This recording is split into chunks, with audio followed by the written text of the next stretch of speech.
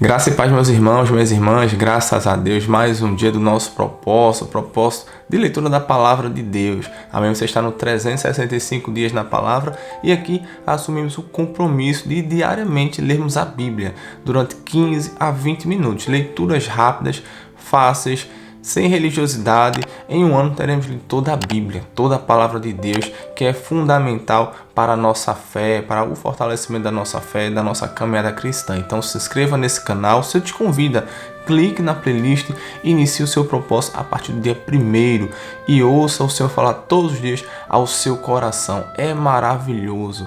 Amém? Já estamos chegando na metade do nosso propósito com o Senhor, mas você pode clicar hoje e iniciar o seu propósito no dia 1º, vai ser uma bênção na mesma. É maravilhoso, é muito bom o Senhor ter nos sustentado diariamente, nos dado a vitória. Amém? Então venha fazer parte deste propósito do Senhor. Agora vamos orar ao Pai, vamos agradecer pelo dia, pela sua misericórdia, vamos apresentar o nosso propósito e de seguida iniciaremos a leitura no dia de hoje. Amém? Curve sua cabeça, feche seus olhos e ore ao Pai, porque Ele se faz presente e te ouve. Amém? Oremos. Senhor Deus, eterno Pai, te louvamos, te exaltamos ao Senhor, porque o Senhor é nosso Deus, digno de toda a honra e toda a glória, não há outro além de Ti. Senhor, queremos te agradecer por tudo que o Senhor tem feito no nosso meio, por até aqui ter sido justo, fiel, como sempre, nos sustentado, nos guiado. Obrigado, ó Pai. Senhor, perdoa nossos pecados, perdoa nossas falhas, nossas transgressões, que não são poucas. Nos dá um coração sincero, um coração puro, um coração que te ama verdadeiramente, não pelo aquilo que o Senhor pode nos dar, mas pelo aquilo que o Senhor é. Ó Senhor, que nós venhamos cada vez mais entender, ó Senhor, a importância de estar na Tua presença, de ler a Tua palavra. Pai querido, reconhecemos que o Senhor é fundamental para as nossas vidas e que sem Ti nós não somos nada. Espírito Santo, conduz mais uma vez a leitura no dia de hoje, fala aos nossos corações, é o que te pedimos em nome de Jesus, ó Pai. Amém. Glória a Deus. Vamos lá iniciar nossa leitura. Abra sua Bíblia no livro de Reis, dando continuidade na leitura no livro de Reis. Abra sua Bíblia no capítulo 6. 1 Reis, capítulo 6. Amém? Vamos agora ler a respeito do templo de Salomão. Salomão constrói o templo. A nível de curiosidade, você sabe quantos anos foi construído o templo de Salomão? O templo do Senhor que Salomão fez? 3 anos, 7 anos, 17 anos ou 23 anos? Deixa aqui abaixo se você sabe em quantos anos foi construído o templo. Amém? E no final deste capítulo nós teremos a resposta. Comente aqui abaixo.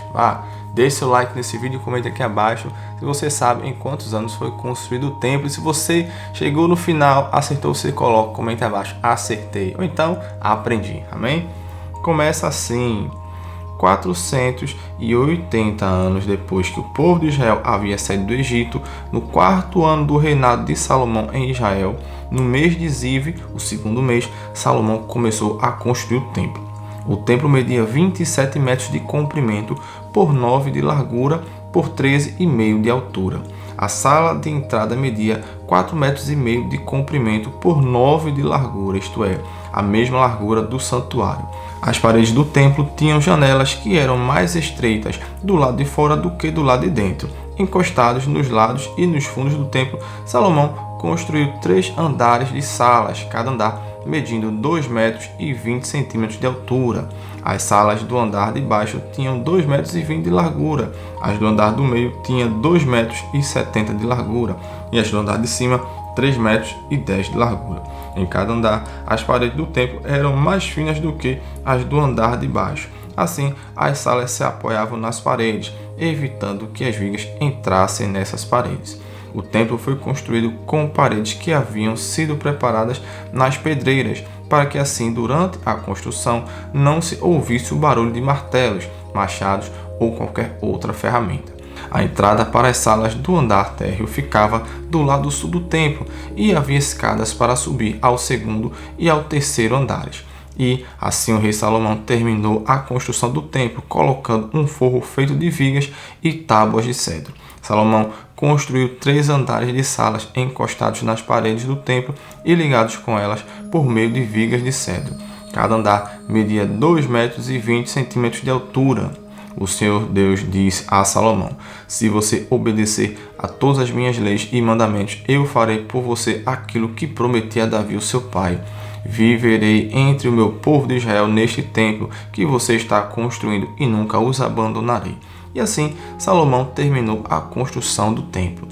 Acabamento do templo por dentro. As paredes do templo foram forradas por dentro com tábuas de cedro desde o chão até o teto, e o assoalho foi feito de pinho. Na parede de trás do templo foi construída uma sala interna, que foi chamada de Lugar Santíssimo. Ela media 9 metros de comprimento e era separada por uma divisão feita de tábuas de cedro, que iam desde o chão até o teto. O lugar santo, que ficava em frente ao lugar santíssimo, tinha 18 metros de comprimento. A forração de cedro era enfeitada com entalhes em forma de cabaças e de flores. Toda a parte de dentro da sala era revestida de cedro para que as pedras das paredes não ficassem aparecendo. Como já foi dito, na parte de trás do templo foi feita uma sala, o lugar santíssimo, para nela ser colocada a Arca da Aliança de Deus. Essa sala media 9 metros de comprimento por 9 metros de largura, por 9 de altura, e era toda revestida de ouro puro. O altar era revestido com tábuas de cedro. O lado de dentro do templo era revestido de ouro, e na entrada do lugar santíssimo foram colocadas correntes de ouro. Essa sala também era revestida de ouro. Todo o templo por dentro e também o altar do lugar santíssimo eram revestidos de ouro. Foram feitos 2 querubins de madeira de oliveira, os quais foram colocados no lugar santíssimo. Cada um deles media 4,40 metros de altura. Os 2 querubins tinham o mesmo tamanho e a mesma forma. Cada um tinha 2 asas e cada asa media 2,25 metros de comprimento. Assim, a distância da ponta de uma asa até a outra era de 4,5 metros. Os 2 querubins foram colocados no lugar santíssimo. Eles estavam de asas estendidas de maneira que a asa de um tocava numa parede e a asa do outro tocava na outra parede. E no meio da sala, a asa de um tocava na asa do outro. Os 2 querubins eram folhados a ouro. As paredes do lugar santo e do lugar santíssimo eram todas enfeitadas com figuras entalhadas, representando querubins, palmeiras e flores. Até mesmo o assoalho das 2 divisões era revestido de ouro.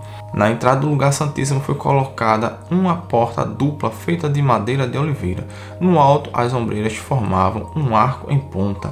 As portas eram enfeitadas com figuras entalhadas representando querubins, palmeiras e flores. As portas, os querubins e as palmeiras eram folheados a ouro. Para a entrada do lugar santo foram feitos batentes retangulares de madeira de oliveira. Havia 2 portas de folhas duplas, que eram feitas de pinho e enfeitadas com figuras entalhadas de querubins, palmeiras e flores, que também eram folheadas a ouro.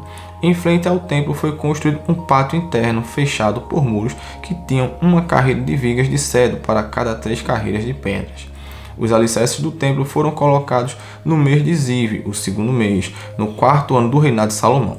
No 11º ano do reinado de Salomão, no 8º mês, o mês de Bu, o templo foi completamente terminado, exatamente como havia sido planejado.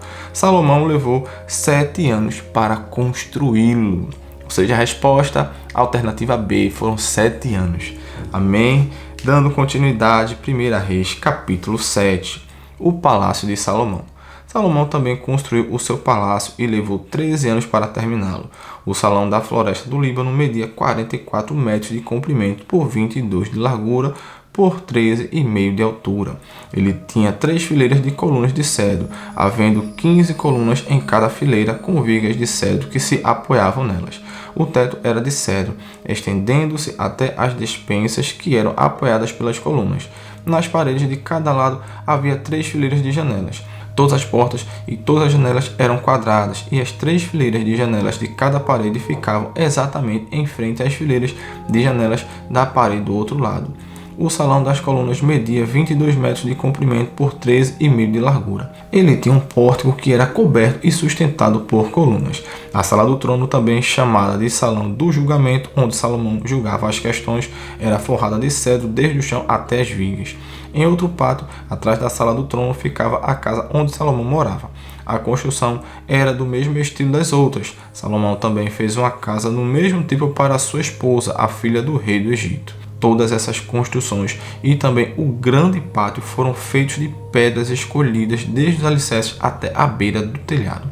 As pedras foram preparadas na pedreira e cortadas sob medida, sendo os lados de dentro e de fora cortados com serras. Os alicerces foram feitos com pedras grandes preparadas na pedreira.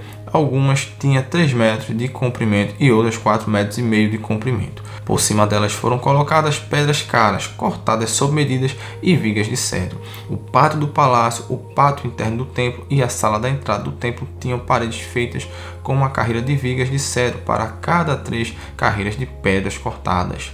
A tarefa de Hurã. Dando continuidade, versículo 13. O rei Salomão mandou buscar um homem chamado Hurã, um artífice que morava na cidade de Tiro e que era especialista em trabalhos de bronze. O seu pai, que já havia morrido, era de Tiro e também havia sido artífice especializado em bronze. A sua mãe era da tribo de Naftali. Hurã era um artífice inteligente e capaz. Ele aceitou o convite de Salomão e se encarregou de todo o trabalho em bronze. As 2 colunas de bronze. Versículo 15. Hurã fundiu 2 colunas de bronze, cada uma com 8 metros de altura e 1,70 m de diâmetro, e as colocou na entrada do templo. Ele fez também 2 remates de coluna, cada um com 2,20 metros de altura, para serem colocados no alto das colunas. O alto de cada coluna era enfeitado com um desenho de correntes entrelaçadas e 2 carreiras de romãs feitas de bronze. Os remates das colunas tinham o formato de lírios, mediam 1,80 m de altura e foram colocadas numa parte redonda que ficava por cima do desenho de corrente. Em cada remate de coluna havia 200 romãs de bronze colocadas em 2 carreiras. Hurã colocou essas 2 colunas de bronze na frente da entrada do templo. A que ficava no lado sul se chamava Jaquim e a que ficava no lado norte se chamava Boaz. Os remates das colunas em forma de lírios feitos de bronze estavam no alto das colunas. E assim foi terminado o trabalho das colunas. O tanque de bronze, versículo 23. Hurã fez um tanque redondo de bronze com 2,20 metros de profundidade, 4,40 metros de diâmetro e 13,20 metros de circunferência. Ao redor da borda de fora do tanque havia 2 carreiras de cabaças de bronze que haviam sido fundidas todas em uma só peça junto com o tanque. O tanque se apoiava sobre as costas de 12 touros de bronze que olhavam para fora. 3 olhavam para o norte, 3 olhavam para o oeste, 3 olhavam para o sul e 3 olhavam para o leste. A grossura das paredes do tanque era de 4 dedos. A sua borda era como a borda de um copo, curvando-se para fora com as pétalas de um lírio. A capacidade do tanque era de mais ou menos 40.000 litros. As carretas de bronze. Hurã fez também 10 carretas de bronze. Cada uma media 1,80 m de comprimento, 1,80 m de largura e 1,30 m de altura. Elas foram feitas de painéis quadrados que eram montados em molduras. Nesses painéis havia figuras de leões, touros e querubins. E nas molduras acima e abaixo dos leões e dos touros havia desenhos de espirais em relevo. Cada carreta tinha 4 rodas de bronze, com eixos de bronze. Nos 4 cantos havia apoios de bronze para uma bacia. Os apoios eram enfeitados com figuras de espirais em relevo. No alto havia uma guarnição redonda para a bacia. Essa guarnição passava 45 centímetros para cima do alto da carreta e 18 centímetros para baixo, para dentro dela. Ao redor dela havia entalhes. As rodas tinham 67 centímetros de altura. Elas ficavam debaixo dos painéis e os eixos eram feitos de uma só peça com as carretas.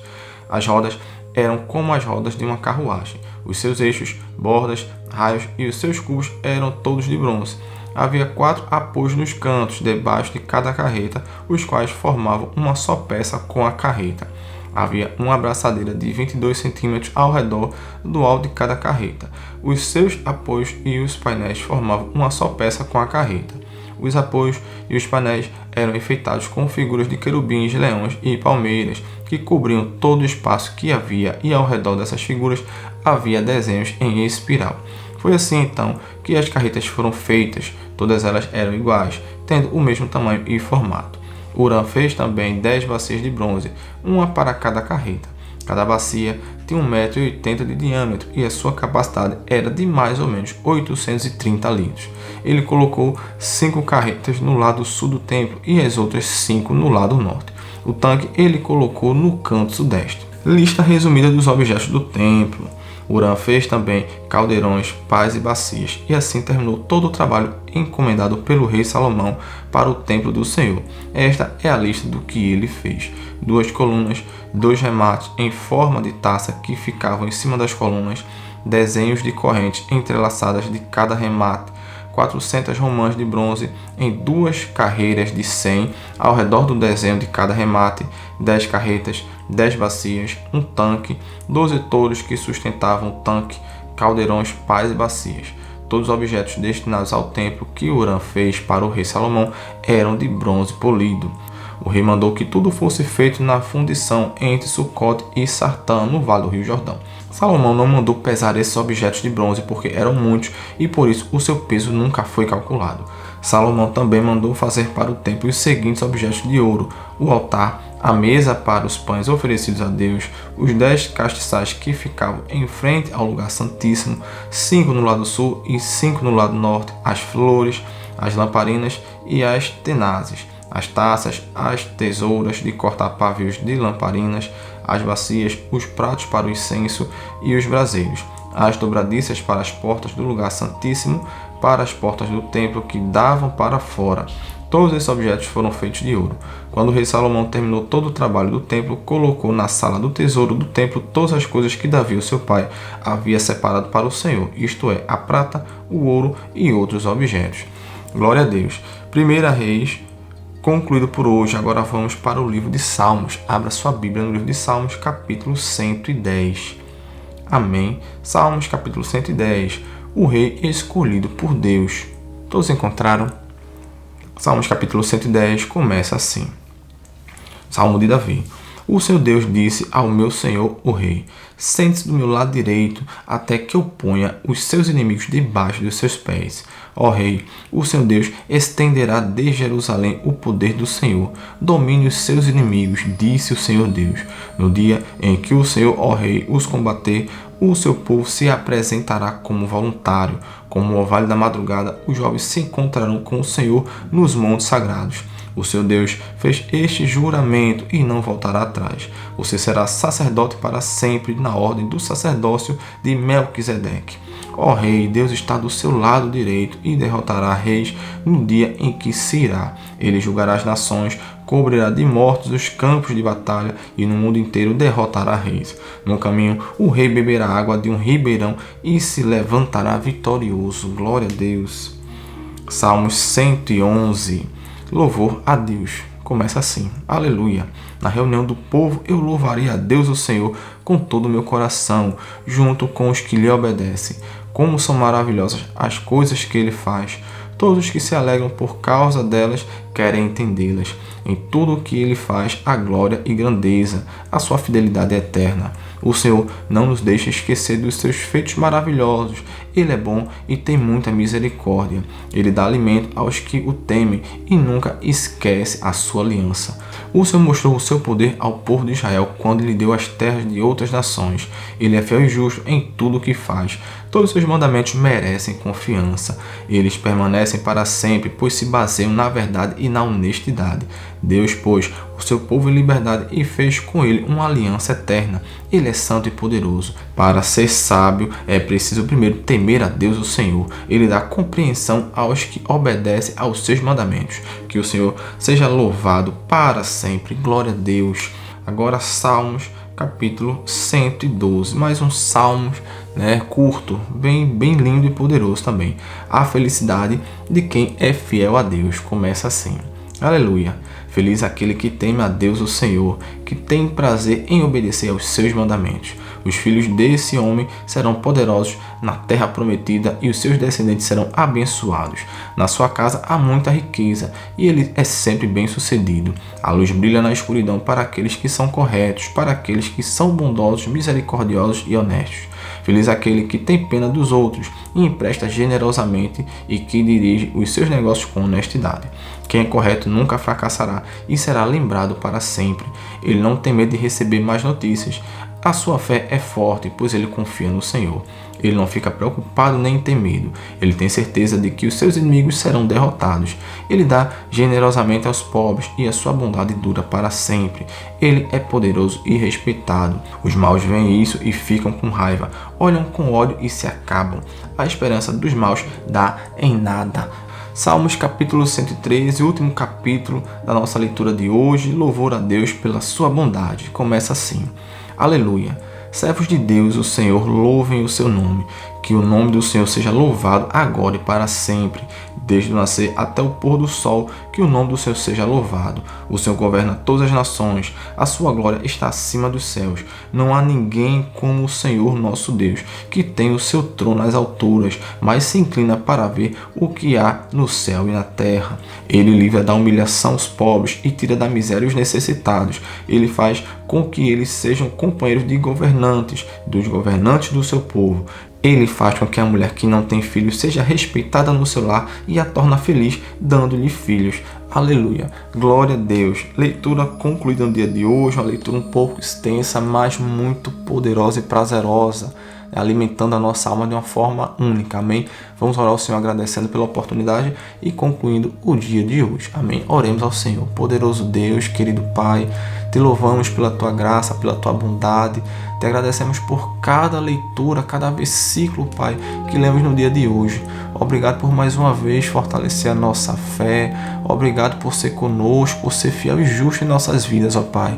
Continua nos agraciando com a tua presença, continua nos protegendo e nos sustentando em tudo aquilo que nós vamos fazer, ó Pai. Assim oramos e te agradecemos por tudo. Continua conosco no dia de hoje e que amanhã o Senhor esteja novamente conosco para falar aos nossos corações.